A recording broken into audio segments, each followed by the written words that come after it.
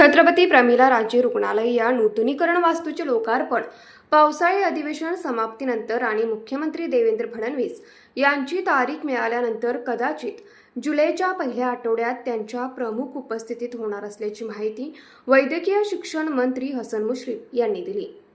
शेंडा park येथील छोटेखानी सभागृहात आज मंत्री हसन मुश्रीफ यांनी तेथे सुरू असलेल्या विविध विभागातील सोयी सुविधांचा आढावा घेतला। याप्रसंगी राजर्षी छत्रपती शाहू महाराज शासकीय वैद्यकीय महाविद्यालयाचे अधिष्ठाता डॉक्टर सदानंद भिसे, माजी अधिष्ठाता डॉक्टर अजित लोकरे, सीपीआरचे वैद्यकीय अधीक्षक डॉक्टर भूषण मिरजे, डॉक्टर गिरीश कांबळे, वैद्यकीय महाविद्यालय अधीक्षक डॉक्टर शिशिर मिरगुंडे आदी प्रामुख्याने उपस्थित होते।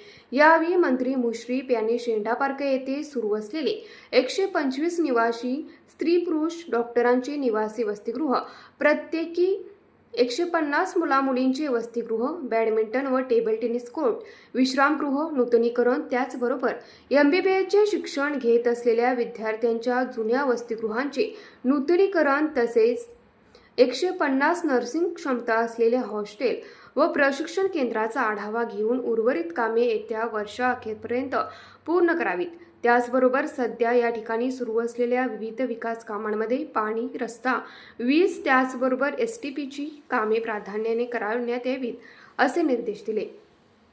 शेंडा पार्क येथील कामकाजासह मंत्री मुश्रीफ यांनी CPR येथील अपूर्ण कामांचाही आढावा घेतला।